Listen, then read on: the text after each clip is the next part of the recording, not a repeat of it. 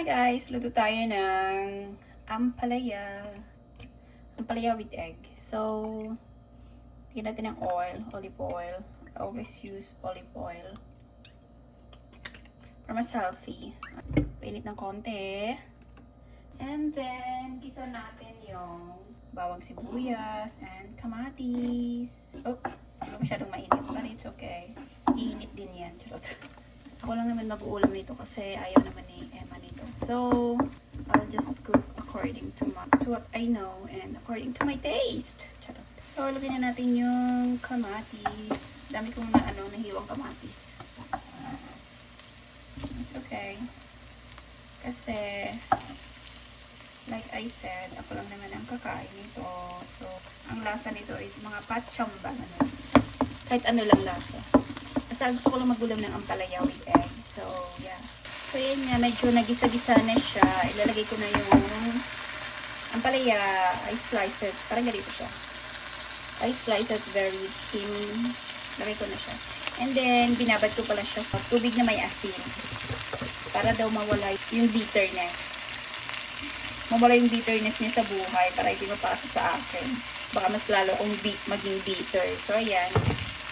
So, sana hindi na siya masyadong hindi na siya masyadong bitter. Hindi siya masyadong mapait. Hindi ko alam if it really works. Pero lagi kong naririnig to. So, lutuin mo lang muna natin siya. I think I'm going to put a little bit of patis. And then, egg. I think yun lang naman.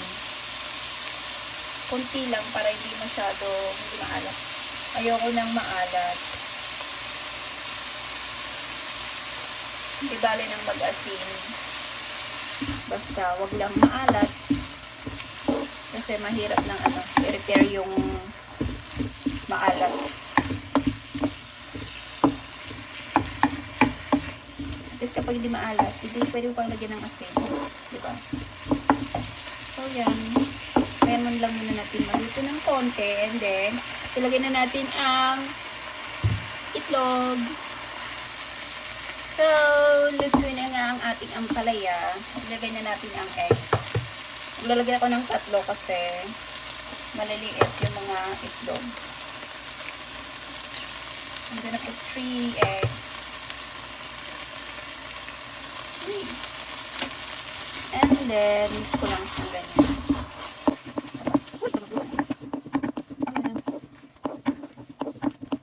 Ulam ko tutunay kasi may ulam ako this lunch for lunch today.